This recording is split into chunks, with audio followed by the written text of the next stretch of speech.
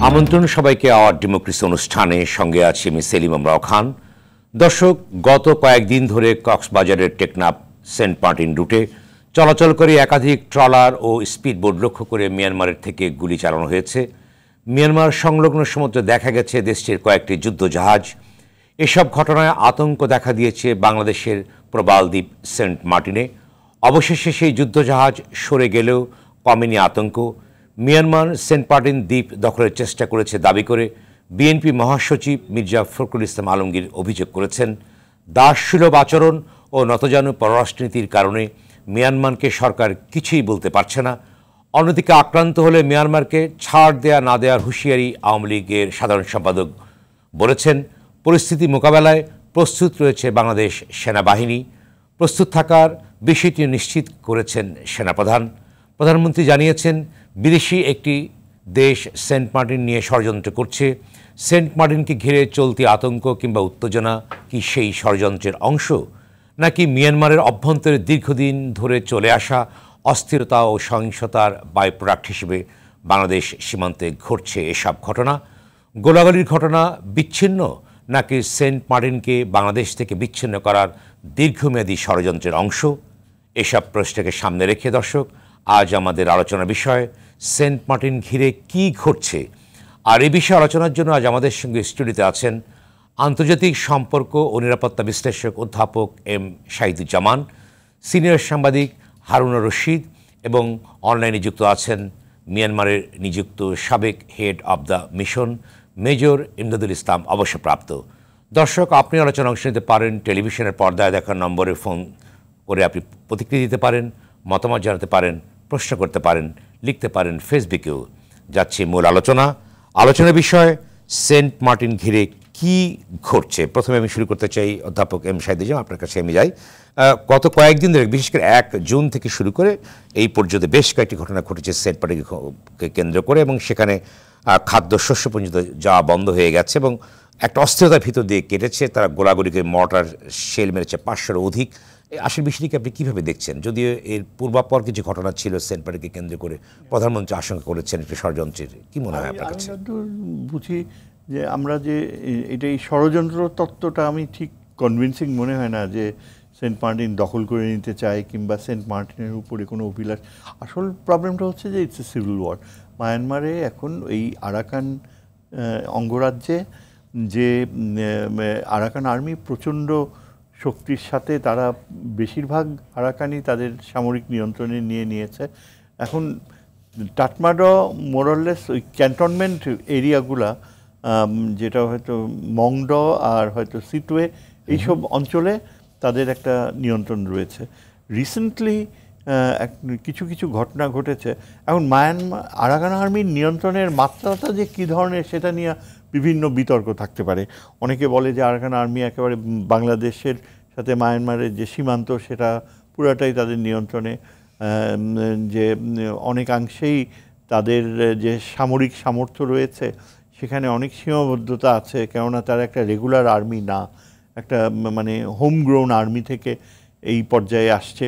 তবে রিসেন্টলি যে টাটমাড বা মায়ানমারের মিলিটারি সম্পর্কে একটা রিপোর্ট বের হয়েছে সপ্তাহখানিক আগে, যে প্রায় 100 রাখাইনদের একটা গ্রামে ঢুকে হত্যা করেছে। এবং টাটমাডর ইন্টারপ্রিটেশন হচ্ছে যে এটা আমাদের মানে ক্যাজুয়ালিটিসগুলো হয়েছে ইচ্ছাকৃত না, তবে এখানে অনেকেই ছিল যারা এই আরাকান আর্মিকে ইনফর্ম করত, আরাকান আর্মির পক্ষে কাজ করত, এবং তাদের বিরুদ্ধে আমাদের সামরিক পদক্ষেপ নিতে হয়েছে। এই ইয়েগুলোর পাবলিসিটি হয় মায়ানমারের খবরের কাগজে, এবং এখানে এটাও চলে আসে যে কিছু ক্ষেত্রে নাকি রোহিঙ্গাদেরকেও সামনে ব্যবহার করা হয়েছে। এখন সেটার পরিণতি হিসাবে আমার ধারণা যে আরাকান আর্মি একটা অ্যাগ্রেসিভ মোডে শিফট করছে, এবং সেদিক থেকে চিন্তা করলে তাদের এই মায়ানমারে আমাদের যে বর্ডারিং রিজিয়নটা, ওইখানটাতেই এখন একটা প্রকট যুদ্ধ শুরু হয়েছে। এখন আরাকান আর্মির একটা উদ্দেশ্য হবে যে এইখানে যে টাটমাডর নেভাল প্রেজেন্স, মায়ানমার নেভির যে উপস্থিতি, সেই উপস্থিতিটা বেশ সক্রিয় হয়তো খুব সম্ভবত, কেননা আমরা দেখেছি যে যখন এই মায়ানমারের থেকে ওদের মিলিটারির যেসব সাপোর্টিং পিপলগুলো বাংলাদেশে অনুপ্রবেশ করেছে, তাদেরকে যখন ফেরত পাঠানো হয় ওই সিটওয়ের নেভাল বেস থেকেই জাহাজ এসে ওদেরকে নিয়ে গেছে। এমনও ধারণা করা হয় যে এইখানে হয়তো ওই আরাকান আর্মি চেয়েছে যে ওই নেভাল পাওয়ারটা নিউট্রালাইজ করতে। এখন নেভাল পাওয়ার নিউট্রালাইজ করা আরাকান আর্মির জন্য খুব ডিফিকাল্ট, ইন দ্য সেন্স যে তাদের ওই ধরনের নৌশক্তি নাই। কিন্তু আপনি যেটা বলেন যে যখন বাংলাদেশ থেকে, অর্থাৎ যখন কোনো জাহাজ যাচ্ছে বা স্পিডবোট যাচ্ছে সেন্ট মার্টিনের দিকে, সেইগুলোকে লক্ষ্য করে গুলি করা হচ্ছে। তাদের জাহাজের তো উপস্থিতি ছিল, যদিও এখন সেই উপস্থিতি নেই। জাহাজে তো আক্রান্ত হয়নি, হচ্ছে বাংলাদেশের ছোট ছোট নৌবোটগুলোকে করা হচ্ছে। এই অ্যাসপেক্টটা হয়েছে যখন আগে নৌবাহিনীর জাহাজগুলো আমাদের ঠিক সেন্ট মার্টিনের অপোজিটে আগে কখনো দেখাই যেত না, খুব কমই। এই প্রথমবার বলা হচ্ছে যে এই অঞ্চলে নেভাল শিপস আসছে। এখন কথা হচ্ছে যে আরাকান আর্মি যখন না হলে এই দিকে গুলিগুলো আসবে কেন?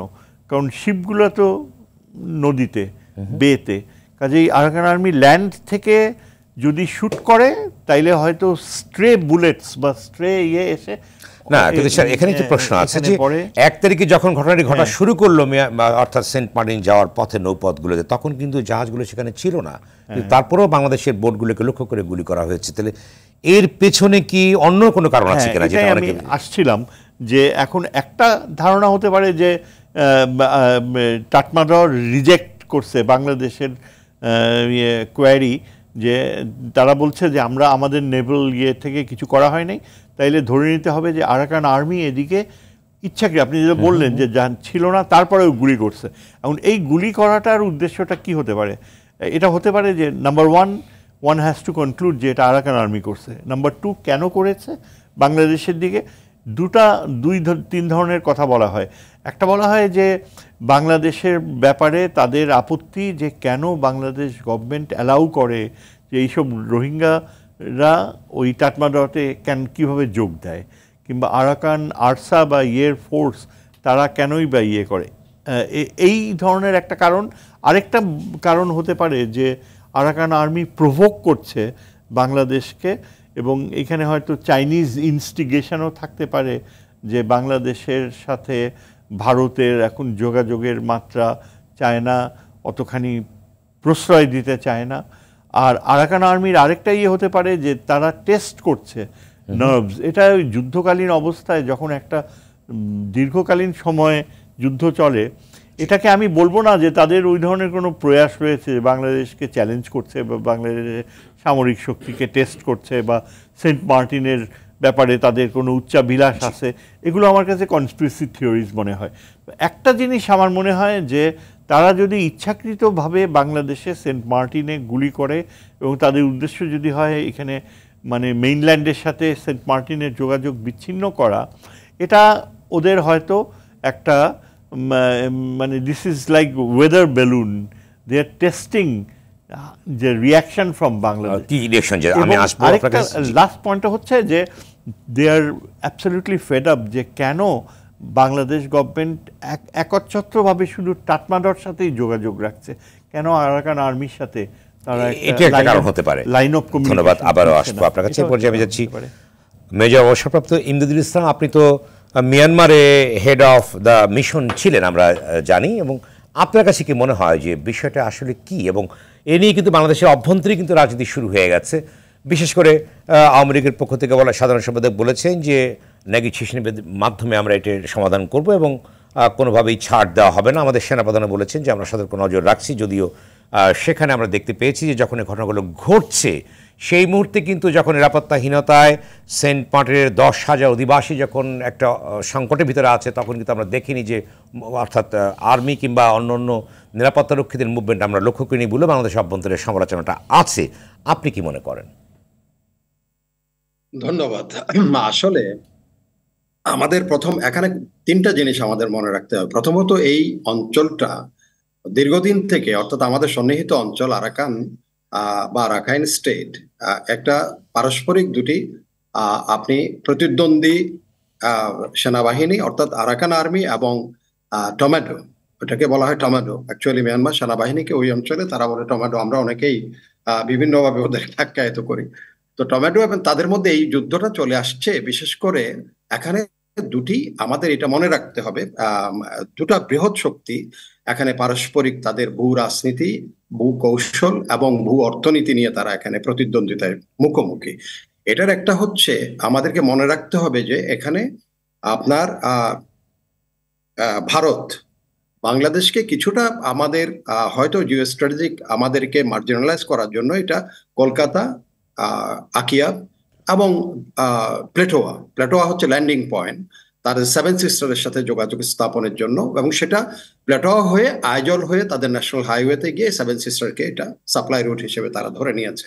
যেহেতু চিকেন নেক বা শিলিগুড়ি নেক এখানে কিছুটা তাদের অবস্থা খুব বেশি নিরাপদ নয়, যেহেতু ভারতের সাথে ইদানিং নেপালের খুব বেশি একটা ভালো সম্পর্ক যাচ্ছে না, এটা আমরা জানি।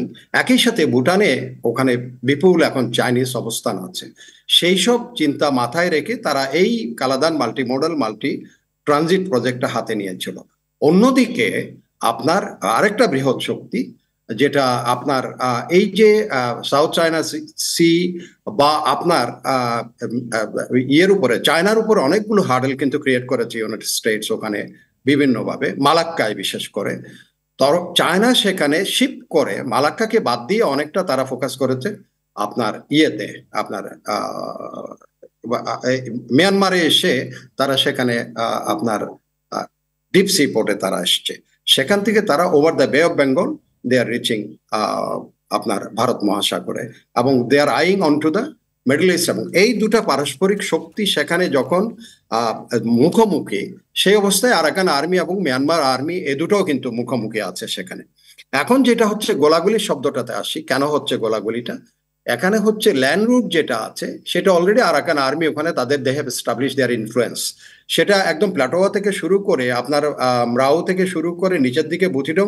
এই কয়দিন আগে বুথিডংয়ে অনেকগুলো কিন্তু আরাকান রোহিঙ্গাদেরকে বাড়িঘর কিন্তু পুড়িয়েছে আরাকান আর্মি। তারা নিচের দিকে এসে একদম মংডোতে চলে আসছে। মংডোতে এসে আলিতাঞ্জো বলে একটা জায়গা আছে, আলিতাঞ্জো এবং কাউয়ারভিল, এই দুটা কিন্তু ভেরি ইম্পর্টেন্ট। এখানে আর্মির অবস্থান আছে ভালো, এবং এই আলিতাঞ্জোটা হচ্ছে most important from the very beginning. আপনি জাপানিজদের ওখানে ক্যাম্প ছিল, একসময় ব্রিটিশরাও ক্যাম্প করে চলে আলিতাঞ্জো। সম্প্রতি আলিতাঞ্জোর উপরে Arakan Army they launch attack on to the Myanmar military টমেটো। এটা অনেকটা আনটেনেবল তাদের হয়ে গেছে। এখন মিয়ানমার সেনাবাহিনীর জন্য নৌবাহিনী তাদের এই সি রুটটা যদি ওপেন করতে না পারে, রাখতে না পারে, যেটা একটু আগে আপনার ওপেনিং আপনি বলতেছিলেন, আমি খেয়াল করছিলাম, সেটা হচ্ছে যে সি রুটটা যদি তারা খোলা রাখতে না পারে, তাদের রিপ্লেনিশমেন্ট অ্যান্ড রিইনফোর্সমেন্ট হবে তাদের এই সমুদ্র পথ দিয়ে, সাগর পথ দিয়ে, বে অফ বেঙ্গলের। অর্থাৎ সেটা সিটুয়ের থেকে হোক, সেটা রেঙ্গুন থেকে হোক, সেটা বা আরো উপর থেকে তাদের যদি আসে, তারা এই রুট দিয়ে তাদের রিপ্লেনিশমেন্ট এবং রিইনফোর্সমেন্টটা এখানে হবে, বা তাদের সাপ্লাই রুট হিসেবে তারা এটা খোলা রাখবে। যার জন্য তাদের এই যুদ্ধ এটা হয়তো তাদের আপনার চকপিউ থেকেও আসতে পারে অথবা রেঙ্গুন থেকেও আসতে পারে। এই বোটগুলো এসে এখানে অবস্থান নিয়েছে। সেখানে একটা জিনিস আমাদের মনে রাখতে হবে, আমরা এত বেশি এটাতে রিয়াক্ট করে ফেলছি জাতীয়ভাবে, যেমন আমরা এটা আমাদের ন্যাশনাল লেভেলে রিয়াক্ট করার মতো অবস্থা। আপনি বলুন যে যেখানে আমাদের একটি দেশের অংশের একটি বিশাল জনগোষ্ঠী, 10,000 জনগোষ্ঠী বিচ্ছিন্ন হয়ে আছে, আমাদের বোটগুলোকে যেখানে গুলি করা হচ্ছে, সেইখানে তো উদ্বেগের কারণ থাকতেই পারে। সেই কারণটা কি আপনি কি বিশ্লেষণ করবেন? সেই কথাটাই আমি বলছি। সেখানে মিয়ানমার সেনাবাহিনী বা নৌবাহিনী যারা অবস্থান করে আছে সেখানে, এই আরাকান আর্মি এই ছোট বোট নিয়ে তাদের উপরে যে কোনো ধরনের একটা স্যাবোটেজ বা যে কোনো ধরনের তাদের উপরে অ্যাসল্ট একটা এই ধরনের অ্যাক্টিভিটিস তারা চালাতে পারে। সেটার জন্য তারা এটা আমরা আর্মিতে বলা হয় যে প্রুভেন ফায়ার, বা অনেকটা করে যে কোনো ওখানে শত্রু আছে কিনা, তো দূর থেকে হয়তো 2-1 রাউন্ড ফায়ার করে তারা। তাহলে যদি ওখানে সত্যি আরাকান আর্মি থাকে, তারা রিটেলিয়েট করবে। এই দৃশ্যে এইটাকে আমরা ফুলিয়ে ফাঁপিয়ে একদম মনে হচ্ছে আমাদের পুরা, এখন আমার মনে হচ্ছে যে ভার্সন আজকে দেখলাম যে বিভিন্নভাবে রাজনৈতিক নেতৃত্ব থেকেও নতজানু বলছে, কেউ সেনাবাহিনী রেডি আছে, নৌবাহিনী রেডি আছে, এইসব রেডির এখন এই পর্যায়ে কিন্তু এই জিনিসটা, এটা জাতিকে আমরা অনেক সময় কিন্তু যারা ওয়াকেফাল আছি তারা ঠিকমতো তথ্য উপাত্ত না দিয়ে আরাকান এখানে। আপনি বলুন যে এই যে আমাদের যে বোটগুলোকে গুলি করা হচ্ছে, অর্থাৎ সেখানে বিচ্ছিন্ন হয়ে গেছে, জানে যে বাংলাদেশের বোট সেখানে যাচ্ছে, এটি কেন ঘটছে? তাহলে কারা ঘটাচ্ছে? তাহলে কেন ঘটাচ্ছে? কাদের সাথে ঘটাচ্ছে? এইটা করাচ্ছে। আমি যেটা বলছিলাম যে আরাকান আর্মি মিয়ানমারের যে ওপেন রুটটা, তাদের যে সি রুটটা ওপেন আছে, সেখানে তাদের নৌবাহিনীর যে জাহাজগুলো আছে সেখানের মধ্যে কোনো স্যাবোটেজ, কোনো ধরনের অ্যাক্টিভিটিস হয়তো আরাকান আর্মি যার জন্য তারা দূরে দুই একটা ফায়ার তারা হয়তো এদেরকে লক্ষ্য করে করেছে। এইটা হচ্ছে এক ধরনের প্রুভেন, তারা প্রুভ করতে চাচ্ছে এটা কোনো আরাকান আর্মি কিনা। আরাকানও রিটালিয়েট করতে পারে, কিন্তু আমাদের এখানে কোন বোটের উপরে কয় রাউন্ড গুলি করেছে এটা কিন্তু আমরা, যেমন আজকে এখন বলা হচ্ছে একদম শান্ত, ওখানে জাহাজ নাই, কিচ্ছু নাই, তার মানে তারা যদি কোনো আমাদের উপরে এরকম কোনো অ্যাসল্ট বা আমাদের বাংলাদেশের বিরুদ্ধে কোনো কাজ করার, তাহলে তারা এসে একটা দুইটা গুলি করে এখন চলে গেল হঠাৎ করে। কালকে থেকে কক্সবাজারের ডিসি বলতেছে, কক্সবাজারের প্রশাসন বলতেছে, স্থানীয় চেয়ারম্যানরা বলছে এখন কোনো কিছু নাই। এই গোলাগুলি শব্দগুলি বেশিরভাগ গেছে আলিতাঞ্জো থেকে। আলিতাঞ্জোটা হচ্ছে সাগরকুলের পারাপারি কাছেই একদম। সেখানে আরাকান আর্মি মিয়ানমার একটা ক্যাম্পের উপরে, মিলিটারি ক্যাম্পের উপরে তারা they assault, they launch their attack. সেখান থেকে গোলাগুলির শব্দ যা আসছে সেটাকে আমরা এত বেশি আমাদের গায়ের দিকে নিয়ে আসছি যে এখানে আমাদের জাহাজের উপর গুলি আসতেছে। গুলি তারা করা গুলাগুলি করবে, গুলি করলে আলিতাঞ্জোর থেকে সাগরের দিকে গুলি আসবেই। এখন সেই গুলিকে যদি বলা হয় আমাদের সেন্ট মার্টিনসের উপরে গুলি করছে, কারণ এটার কোনো যুক্তি নাই। এজন্য মিয়ানমারের পক্ষ থেকে যেহেতু গোলাগুলি বেশিরভাগ হবে মিয়ানমার যুদ্ধ জাহাজগুলো থেকে, সেখানে আমরা তাদের সাথে অতি সম্প্রতিও তাদের যত লোকজন আমাদের এখানে আশ্রয় নিয়েছে আমরা তাদেরকে সসম্মানে একেবারে জামায়া ধরে আমরা সবাইকে ফেরত দিয়েছি।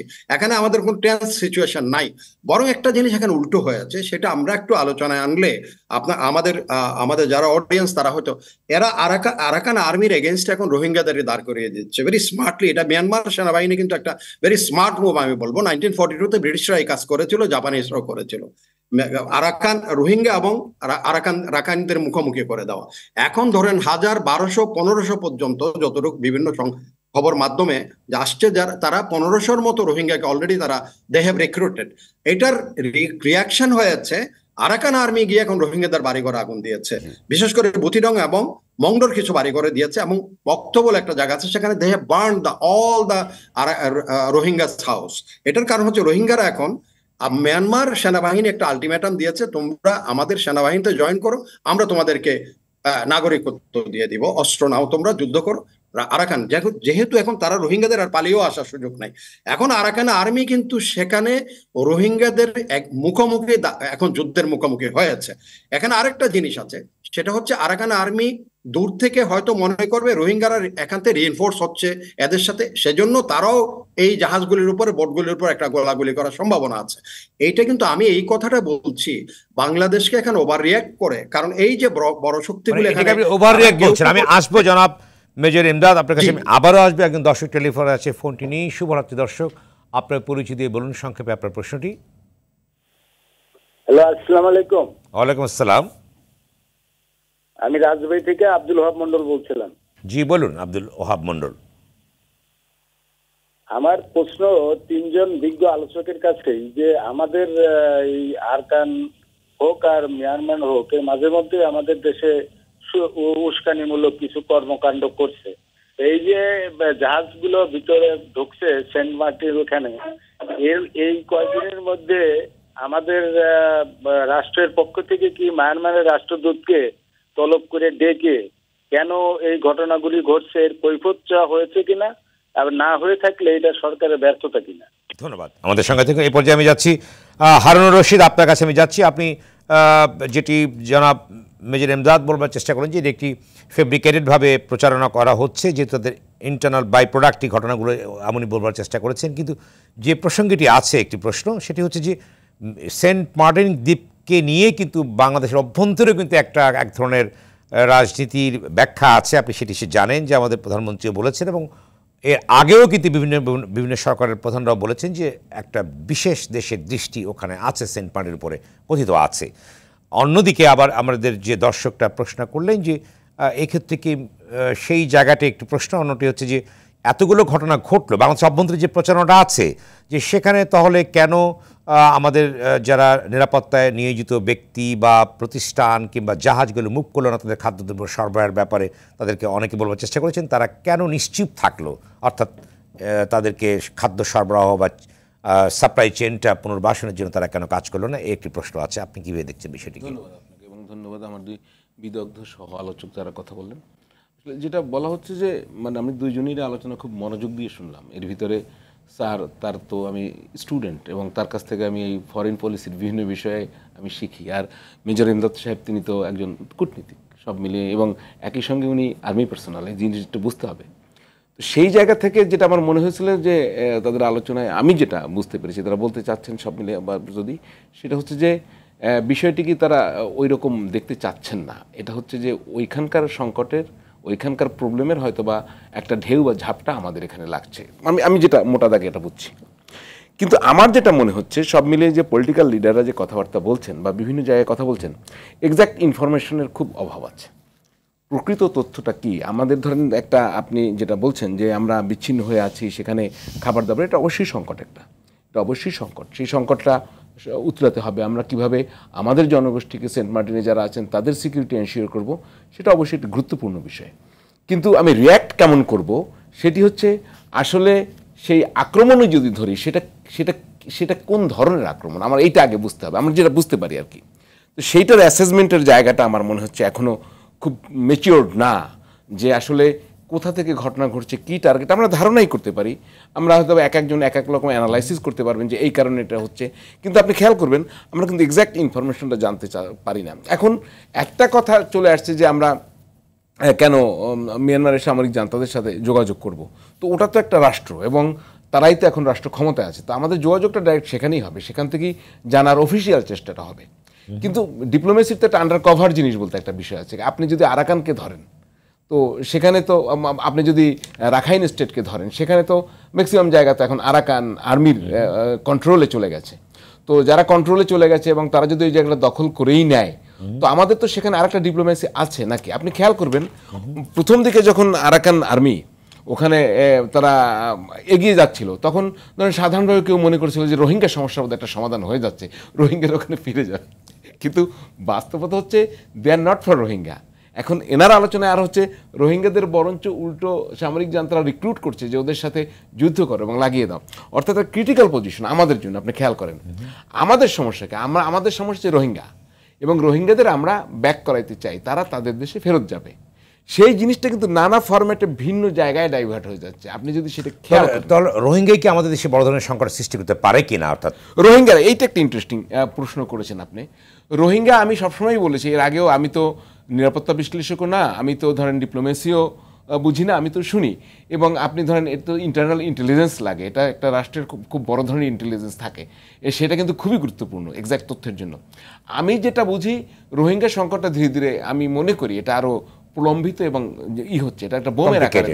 অবশ্যই অবশ্যই এটা, কারণ এখানে কয়েকটা জিনিস ধরেন যে এখান থেকে যদি রোহিঙ্গারা রিক্রুটেড হয়, এখান থেকে যদি রিক্রুটেড হয়, তো এটা ধরেন একটা issue for Myanmar junta. Secondly এখানে কিন্তু অনেক বিদ্রোহী গ্রুপ তৈরি হয়েছে, আপনার আরসার নাম জানেন, আরও অনেক গ্রুপ আছে। এই গ্রুপগুলো কিন্তু সেখানে স্টে করছে, এবং এই জনগোষ্ঠীটা কত 10 লাখ 1 মিলিয়ন। এই জনগোষ্ঠীটাকে আপনি ইচ্ছে করলেই কিন্তু কিছু বললেই যে তারা যদি কখনো না করে, এটা কিন্তু কন্ট্রোল করা আউট অফ কন্ট্রোল একটা বিষয়। সুতরাং এটা খুব একটা জটিল বিষয়। কিন্তু ধরেন ইন্টারন্যাশনাল কমিউনিটি আমাদের সাথে আছে, বলছে তারা ধরেন তাদেরকে খাওয়ায় দয়া কিছু রাখছে, তাদেরকে স্যানিটেশন দিচ্ছে, কিন্তু যখন এই প্রবলেমগুলো ক্রিয়েট হবে দে ওন্ট হ্যান্ডেল ইট। এটা কিন্তু আপনাকেই এই দেশকেই হ্যান্ডেল করতে হবে আপনি। সুতরাং সেটা ডিফিউজ করার জন্য আমার মেকানিজমটা কি, আমার কি কূটনৈতিক একটা জিনিসকে আমি মনে করি যে মিয়ানমার অলওয়েজ চাচ্ছিল সবসময় নানা ইস্যুতে যে এটাকে একটা যুদ্ধ অবস্থা দেখাইতে বলে তাদের লাভ, যে যুদ্ধ পরিস্থিতির কারণে রোহিঙ্গার এখানে আছে। ওরা তো রোহিঙ্গাদের অনেকে নাগরিকই স্বীকার করে না, এটা তো তাদের নাগরিক না। আমাদের সাথে যে ওদের সমঝোতা স্মারক হয়েছিল যে রোহিঙ্গাদের ফেরত নেবে, সেখানে নাগরিকত্ব নির্ধারণ করবে কারা? ওরা। জয়েন্ট কোনো কমিটি কিন্তু হয় নাই। খুব ইন্টারেস্টিং কেস যে নাগরিক, ওরা যাদেরকে নাগরিকত্ব কয়জনকে দিচ্ছে, অল্প কিছু লোককে, তারা সে অল্প, খুবই সামান্য, তো তারা ডিসাইড করবে তারা তাদের নাগরিক। আবার আর রোহিঙ্গারা কি হচ্ছে, তারা নাগরিকত্ব ছাড়া ওখানে ব্যাক করবে না।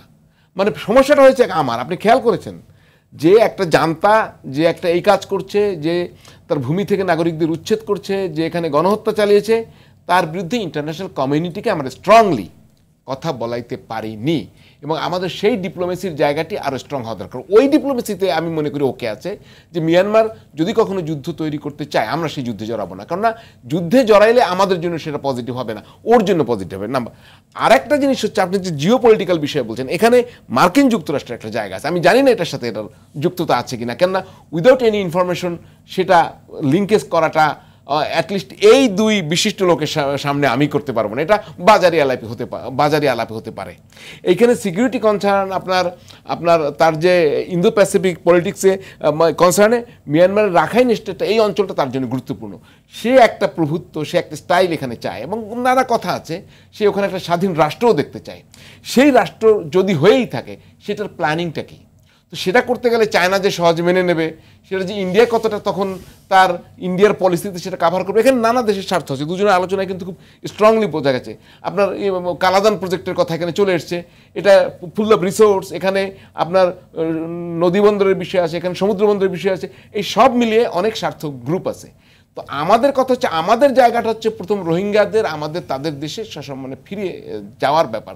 আমরা কিন্তু ভিকটিম, আপনি খেয়াল করেন, সেই জায়গার ডিপ্লোমেসিটা আমার মনে হয় আরও স্ট্রং আর হওয়া দরকার। আর হচ্ছে আমাদের ইন্টারনাল ইন্টেলিজেন্স, আমি বলতেছি সেই শব্দটা প্রয়োগ করছি না, ইন্টেলিজেন্সটা আরও স্ট্রং হওয়া দরকার। ওখানে কোথায় কি হচ্ছে এক্সাক্ট ইনফরমেশন পাই না। আমি ছোট্ট প্রশ্ন করি যে আপনি বললেন যে অনফরমেশন অভাবের জন্যই কি, যেটি মেজর ইমদাদ বললেন যে বাংলাদেশের যে ইন্টারপ্রিটেশনগুলো দেওয়া হচ্ছে ঘটনার, উনি বললেন যে অনেক ফেব্রিকেটেড ইনফরমেশন দেওয়া হচ্ছে, সেটি দায়ী। এবং আমাদের ছোট্ট একটি প্রশ্ন আপনাকে করেছিল যে আমাদের রাজনৈতিক নেতারা যেটা বলেছেন সেটা অবশ্যই আপনাকে জানা দরকার। সীমান্তে মানুষ মরছে, পানি পাচ্ছে না, অথচ সরকার একটা কথা বলছে না, দাস ছিল পররাষ্ট্রনীতি বলছে মির্জা ফখরুল ইসলাম। মানে সেটা কোন ক্ষেত্রে বলছেন? এই বর্তমান ইস্যুতে বলছে। এবং অন্যদিকে অবায়দুল করে বলেছেন জানতাকে অর্থাৎ আক্রান্ত হলে প্রতিরোধ করা হবে, সেটি বলছে ওবায়দুল কাদের বলেছেন। তৃতীয় নম্বরে যেটি জেপির জিএম কাদের বলেছেন, সার্বভৌমত্ব পরে চরম আঘাত চলছে উনি বলেছেন। এবং সাইফুল হক বলেছেন যে সরকার কেন নির্বিকার। এই যে প্রশ্নগুলো করেছেন, এগুলো পলিটিক্যাল কথাই আমি আপনাকে বারবার বলি। কারণ হচ্ছে আমি একটা বলি যে একটা দেশ যেখানে সামরিক জান্তারা আছে, তাদের বিদ্রোহী গ্রুপটা সেখানে তারা যুদ্ধ করছে, সেখানে পার্শ্ববর্তী বর্ডার এই যুদ্ধের আঁচ লাগবে, এটা অস্বীকার। আমি যদি মারামারি করি, স্যারের গায়ে আঁচ লাগবে। আমি সেটা পরে, কিন্তু কথাবার্তা যেগুলো হচ্ছে এগুলো পলিটিক্যাল, আমি পরের ব্যাখ্যা দেবো। পরের ব্যাখ্যা আমি নিব। একজন দর্শক টেলিফোন আছে, ফোনটি নিয়ে। দর্শক, আপনার পরিচিতি বলুন সংক্ষেপে আপনার প্রশ্নটি। শুভরাত্রি আপনাকে। জি, আসসালামু আলাইকুম। ওয়ালাইকুম আসসালাম। জি, আমি বগুড়া জেলার সোনাতলা উপজেলা থেকে মোহাম্মদ জহুরুল ইসলাম মন্ডল শিফা বলছি। জি জি, বলুন শিফা সাহেব, বলুন।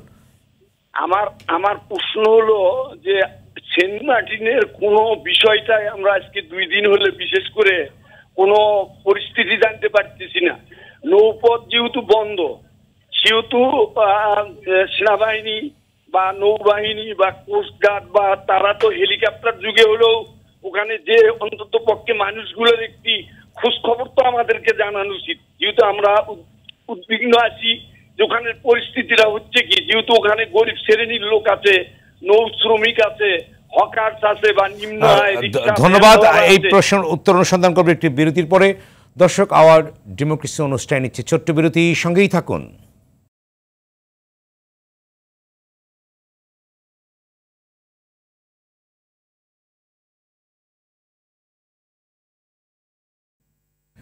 দর্শক, বিরতির পর আবারও স্বাগত আওয়ার ডেমোক্রেসি অনুষ্ঠানে।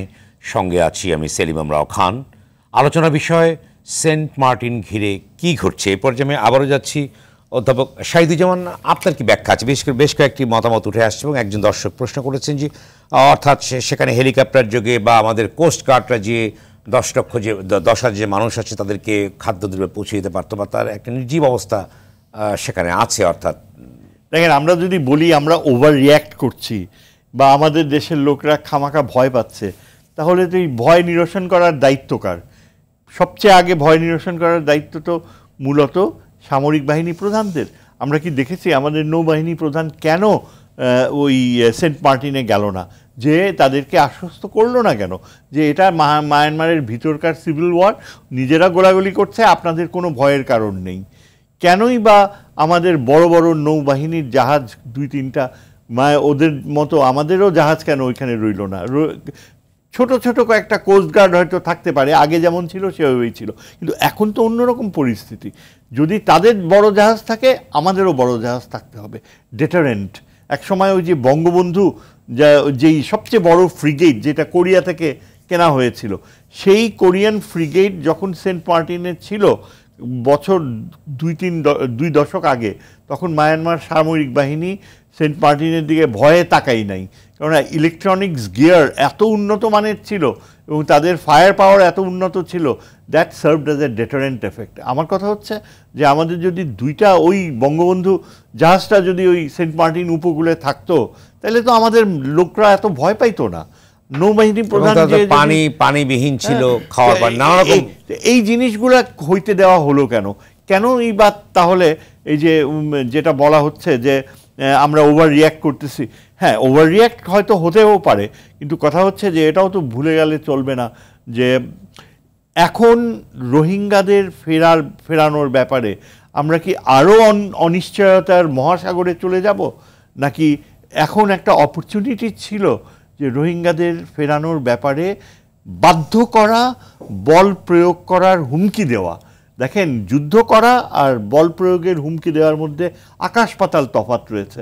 আমি আমার সুরহিত বন্ধু প্রাক্তন পররাষ্ট্র সচিব তৌহিদ হোসেনের একটা দেখছিলাম আর্টিকেল, সেখানে উনি 14 তারিখের লেখা মানব জমিনে, এবং বিউটিফুলি রিটেন। সে বলছে যে এটা আমি অ্যাগ্রিও করি যে আমাদের উচিত ছিল যে আমাদের সামরিক শক্তির প্রদর্শন করার প্রয়োজন এজন্যে ছিল যে আরাকান আর্মিকে মেসেজ দেয়া যে হে লিসেন, তোমরা এই যে রোহিঙ্গাদেরকে ওদের গ্রাম পুড়িয়ে দিলা কয়েকদিন আগে, এবং রোহিঙ্গাদের উপরে তোমরা এখন টাটমাটোর জায়গায় তোমরা এখন অত্যাচারীর ভূমিকায় নামছো, এটা আমরা সহ্য করব না। তোমরা যদি মনে করো যে আরাকানে তোমাদের নিয়ন্ত্রণ ঠিক মতো থাকবে, তাহলে বাংলাদেশকে তোমাদের শ্রদ্ধার চোখে দেখতে হবে, কারণ বাংলাদেশের যে সামরিক শক্তি রয়েছে তার মোকাবেলা করার মতো তোমাদের কি সামর্থ্য আছে? তোমরা কয় ফ্রন্টে যুদ্ধ করবা? তোমরা টাটমাটোর সাথে যুদ্ধ করতেছো, and that is existential war, তোমাদের অস্তিত্বের লড়াই এটা। হয় তোমরা থাকবে, না হয় টাটমাটো থাকবে। এই অবস্থায় you need Bangladesh. You don't have the common sense to realise যে তোমরা যদি রোহিঙ্গা ভিলেজ পোড়াও আর বাংলাদেশের সামরিক বাহিনী যদি একবার একটা থাপ্পড় মারে, তাহলে তোমরা কি পারবা? এইটুকু বলার মতো কেন আমাদের সাহস থাকবে না? জনাব তৌহিদ হোসেনকে আমি খুব শ্রদ্ধা করি যে এই যে বলা হয় যে আমরা কেন ওভার রিয়্যাক্ট করছি, আমাদের সামরিক বাহিনী রয়েছে। এখনকার দিনে যুদ্ধ হয় না, যুদ্ধ করার প্রস্তুতিটা প্রদর্শন করতে হয়। That is the deterrent. আপনি কি নিউক্লিয়ার ওয়েপন থাকলে আপনি কি ওইটা দিয়া ফালাইবেন? ফালাইলে তো ওইটার ইউটিলিটি থাকলো না। ইউটিলিটি হচ্ছে যেমন ওই যে আমরা হিন্দু ধর্মে মা কালী হচ্ছে মৃত্যুর দেবী, হ্যাঁ, ওনার হচ্ছে ভয় প্রদর্শন করা, তিনি মৃত্যুর দেবী। জম যেমন আণবিক অস্ত্র হচ্ছে তেমনি একটা জম, যে আপনার ওটা প্রদর্শন পাওয়ার আপনাকে নিবৃত্ত করে। সেজন্য আমাদের সামরিক বাহিনীকে আমরা কেন এরকম আরাকান আর্মিকে মেসেজ দিচ্ছি না? কেন আমাদের ইন্টেলিজেন্স গত 1 বছরে তাদের সাথে যোগাযোগ করেনি? কেন? এটা একটা আমলাতান্ত্রিক বাস্তবতা যে ফরেন অফিস ইজ কনফিউজড। এখন সরকার বলছে যে আমরা কার সাথে নেগোশিয়েট করব সেটাই বুঝতে পারছি না, কেননা ওইখানে তো টাটমাটোর নিয়ন্ত্রণ নাই। রোহিঙ্গাদের আপনি আলটিমেটলি ফেরত পাঠাবেন, সেই ভূমিকা কোনো দিন আর ভবিষ্যতে আসবে না, কেননা টাটমাটো কখনো আর রাখাইন কন্ট্রোল করতে পারবে না। As far as Arakan is concerned, Tatmadaw is finished. It has to exist, এবং শোনা যাচ্ছে যে চায়নাও নাকি এখন আরাকান আর্মির দিকে ঝুঁকে যাচ্ছে because of the high level of corruption in Tatmadaw. Tatmadaw leadership absolutely এখন ওয়ার ক্রিমিনালস, তাদেরকে তো ওয়েস্টার্ন ক্রিমিনাল কোর্টে বিচার করা হবে। চায়নাও এখন দেখতে পাচ্ছে যে এদের আচরণ প্রক্রিয়া, এরা স্লেভ লেবারে বিশ্বাস করে, বুঝছেন? আরাকান এই যে টাটমাডাওর মেইন আর্মি যে military, they are just like a slave army. Generals, officers, they are like kings. রাজার মতো তারা বাণিজ্য করে, রুবি ট্রেড, বিভিন্ন রকমের ট্রেড। এই যে স্যাংশনসগুলো দেওয়া হয়েছে, আমেরিকায় যেতে পারবে না। Arakan Army generals are in serious trouble. তাদের এখন ভবিষ্যৎ যে অস্তিত্ব, এবং নেপিডোকে তারা কি বানাইছে জানেন? নেপিডো ইজ এ সিটি যেখানে কোনো মানুষ জনমানব থাকতে চায় না। ইটস হিউজ স্ট্রিটস, তারা একটা অলিক শহর বানিয়ে ফেলছে কোটি কোটি ডলার খরচ করে, সেখানে জেনারেলসদের বসবাস করা হয়।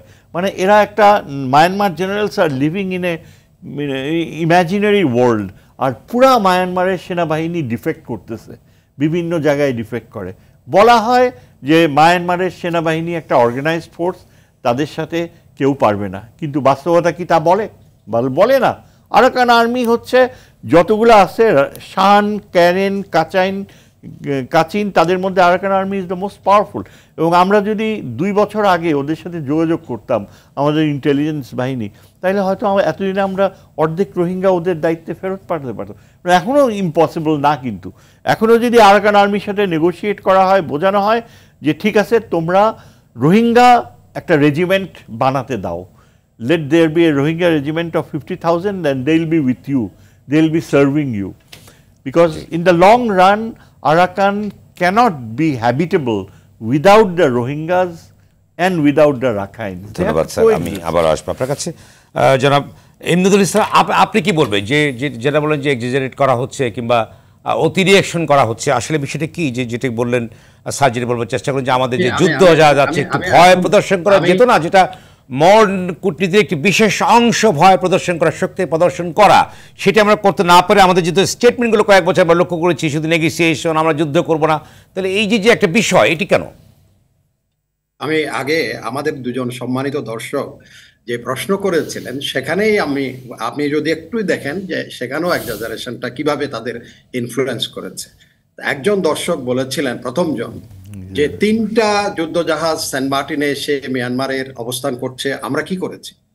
কোন মিয়ানমারের কোন যুদ্ধজাহাজ সেন্ট মার্টিন না আমাদের জলসীমার ভিতরেও আসে না। এই কথাটা কিন্তু আমাদের সাধারণ মানুষদেরকে আমরা বোঝাচ্ছি না, বলছি না। দ্বিতীয়ত তো ওপারে ছিল, অর্থাৎ আমাদের কে বলবে একদম কাছে বর্ডার লেখা ছিল তাদের। জি বলুন। বলছে 3টা সেন্ট মার্টিনে মিয়ানমারে 3টা জাহাজ এসে যুদ্ধজাহাজ অবস্থান করেছে, আমরা কি করেছি? কোন যুদ্ধজাহাজ আমাদের জলসীমায় আসে নাই। 1 নম্বর, পরিষ্কার একদম। 2 নম্বর হচ্ছে, এই যে একজন বলেছেন যে হেলিকপ্টার নিয়ে কেন ওখানে, হেলিকপ্টার নিয়ে যাওয়ার গত পরশু দিনও 250 লোক গেছে, 250 লোক আসছে, জাহাজ চলাচল করছে 3টা 4টা। এই তথ্যটাও আমরা কিন্তু দিচ্ছি না আমাদের মানুষকে। এখন আমি একেবারে অত্যন্ত সম্মানের সাথে প্রফেসর সাইদুজ্জামানের কয়েকটা জিনিস এখানে আমি একটু দ্বিমত করব। ওনাকে আমি, he is very respectable a person to me, আমি সবসময় ওনার অনেক কিছু শুনি। সেখানে উনি যেভাবে বলছেন যে এখানে কোনোদিন আরাকানে টমেটো বা মিয়ানমার সেনাবাহিনীর কাছে এটা আসবে না, এটা কিন্তু আমি মানছি না। এই কারণে আপনি আমাকে কয়েকদিন আগে বিবিসির একটা সাংবাদিক প্রশ্ন করেছিল, সো অথেন্টিক মিডিয়া, তারা বলছে 82% মিয়ানমার নাকি এখন রেবেলদের হাতে। তো আমি তাকে বললাম যদি তাই হয় তাহলে এনইউজি এখন পতাকা দিয়ে নেপিডিত সরকার গঠন করার, রেঙ্গুন তাদের দখলে থাকার কথা, সিটুয়ে তাদের দখলে থাকার কথা, মান্ডালয়ে তার দখলে থাকার কথা, কাচিন স্টেট তার দখলের কথা, কাইয়া স্টেট তার দখলে, মন স্টেট তার দখলের কথা ছিল।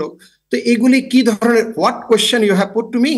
সে আমারও বলে যে চীন স্টেটকে ইজ ইন মিয়ানমার, যে ব্রিটিশ সাংবাদিক বলছে চীন স্টেট কোথায় তার হি ইজ নট ক্লিয়ার। আমি আপনাকে বলছি, এখন যে বলছেন যে, আমি প্রফেসর সাইদুজ্জামান একটা জিনিস হাম্বলি আমি বলি, তাদের ওয়েস্টার্ন কমান্ড হেডকোয়ার্টার হচ্ছে এন হচ্ছে সিটুয়ের থেকে 200 মাইল দূরে। সেখানে এখনো একটা ঠু শব্দ না, ওখানে আরাকান আর্মি বলে কোনো জিনিসই নাই। আপনি Thandwe is the one of the division headquarter, ওখানে কোনো কিছু নাই। সিটুয়েতে তাদের ডিভিশন হেডকোয়ার্টার। এটা তারা হচ্ছে একটা, আমি শুরুতেই বলেছিলাম যে একটা জিও স্ট্র্যাটেজি, এখানে পারস্পরিক খেলা, অর্থাৎ আর কালাদান প্রজেক্টটাকে জেপার্ডাইজ করার জন্য it is assign responsibility of the Arakan army. আমি আরেকটু খোলাসা করে বলি, তারা এই বেলটাকেই তারা নিয়েছে।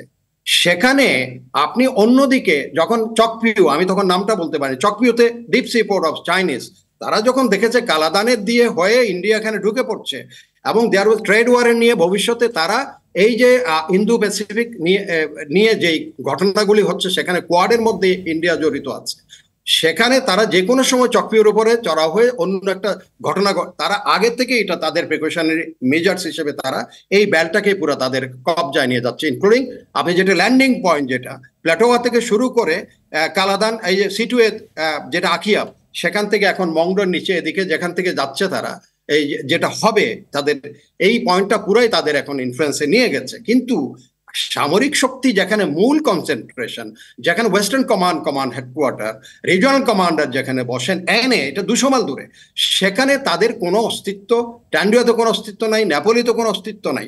এখন আমরা ধরে নিয়েছি বোধহয় আরাকান আর্মি বোধহয় পুরাকান আরাকান একারে দখল করে ফেলেছে। No, it is not that. আপনি এখন এরকম একটা ঘটনা ঘটছিল, আমি এখন শেষ করছি, আপনি পিডিএফ এনইওজি খুব ডুগডুগি বাজিয়েছিল, PDF people's democratic force Kachin state দখল করে ফেলেছে। শান স্টেটে যখন যুদ্ধবিরতি হলো চাইনিজ নেগোসিয়েশন এই কয়দিন আগে, they withdraw, they got the force, they enforce, এবং পুরো ঝাঁটিয়ে ওখান থেকে পিডিএফ কে তারা কাচিন স্টেট থেকে দৌড়িয়ে দিয়েছে, এখন চলে আসছে এখানে। এখন কথাটা হচ্ছে এই মিয়ানমার সেনাবাহিনী তার জন্ম থেকে এই কাণ্ডই করে যাচ্ছে। এই যুদ্ধে আমরা ভুল বুঝলে এই যে আমরা বানিয়ে দিচ্ছি, জনাব ইমদাদুল ইসলাম, আমরা শেষ পর্যায়ে আছি। এখন আমাদের কি করণীয় আপনি বলুন, যে আমাদের 10 লক্ষ রোহিঙ্গার বোঝা নিয়ে আমরা এখানে আছি, আমাদের সীমান্তে মানুষ মারা যাচ্ছে, তাহলে কি করণীয়? একটা সরকার কোনোদিন একটা রেবেল গ্রুপের সাথে কন্ট্যাক্ট করতে পারে না। এক্সিস্টিং যে গভর্নমেন্ট আছে সেই গভর্নমেন্টে যা হবে সেটা ন্যাপিডের সাথে হবে। এখন যদি আমি আরাকানের ভিতরে গিয়ে যদি ইফ আই ওয়ান্ট টু পোক মাই নোজ উইথ দ্য, তাইলে সেটা হচ্ছে তার এক্সিস্টিং যে রিকগনাইজ গভর্নমেন্ট আছে তার সাথে আমার কি সম্পর্ক হবে? তারা কি বলবে যে তুমি why you have contacted with Arakan Army? এটা তো চাচ্ছে একটা শক্তি আমরা আরাকান আর্মির সাথে যাই, আরাকান আর্মির এগেইনস্টে কাজ করি, অথবা আরেকটা শক্তি চাচ্ছে আরাকান আর্মির সাথে আমরা মিলেমিশে যাই। এটা আমরা করতে পারি না। বাংলাদেশ সরকার is not in that luxury যে আমাদের মতো দেশ গিয়ে ওখানে যুদ্ধে জড়াবে। No, it is not that, not like that. এটা যদি যতই আমার মনে হয় এই পর্যন্ত আমরা যে স্টেপগুলো নিয়েছি সেই স্টেপগুলো আমার মনে হয় properly it is going on. এই যুদ্ধ এর ভিতর আমাদের জড়ানো উচিত না। ধন্যবাদ। হারুন রশিদ, সংক্ষেপে বলুন কি করণীয়? যেটা হচ্ছে যে এটা বাস্তবতা, মানে আরাকান আর্মির ওইখানে যে অবস্থানটা সে যে লেভেলেই থাকুক না, এটা বাস্তবতা। এখন বাংলাদেশ গভর্নমেন্ট তার স্ট্র্যাটেজি কীভাবে ঠিক করবে সেটা নানা হিসাব নিকাশ বাংলাদেশ গভর্নমেন্টই করবে। কিন্তু যে জিনিসটা হচ্ছে যে আমি যে ক্ষতিগ্রস্ত হচ্ছি তার তো একটা সমাধান প্রয়োজন। সেটা আমি কিভাবে এনশিওর করব, যে ওই জায়গাটা আমি একমত।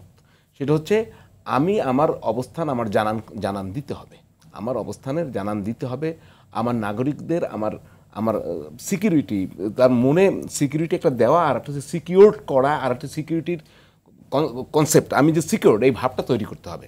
আপনি ধরেন সারা দেশে এটা আলোচনা হচ্ছে না, হচ্ছে তো, আমি তো আলোচনা থামায় রাখতে পারবো না। সে তথ্য ডিস্টর্টেড হয়ে যাক অথবা যেভাবেই যাক, মানুষ এটা নিয়ে কনসার্ন, এটা নিয়ে পলিটিক্যালি কথা হচ্ছে। পলিটিক্যালি কথা যখন বেশি হয় তখন আপনি বলতে চাইছেন মিয়ানমারকে কড়া মেসেজ বার্তা দেওয়া উচিত। কড়া মেসেজটা হচ্ছে মৌখিক কড়া মেসেজ না, মানে আমার ভূখণ্ড যদি আমার দুই পক্ষের ঝামেলায় যদি আমার ভূখণ্ড কোনোভাবে ডিস্টার্ব হয়, আমার নাগরিকের ডিস্টার্ব হয়, আমার সেখানে সিকিউরিটি এনশিওর করতে হবে। সেটা আমার শক্তি দেখিয়ে, সেটা আমার মহড়া দিয়ে। আমি তো মিয়ানমারের দিকে গুলি ছুটতে বলছি না, আমি তো ওখানে ওদেরকে বিরুদ্ধে গুলি ছুটতে বলছি না, কিন্তু আমার অবস্থানটা জানান দিতে হবে। এটা খুবই জরুরি। আমি সবসময় ওই জায়গাটায় মনে করি যে এই জানানটা দেওয়া খুব জরুরি, আমার পিপুলকে সিকিউর করা।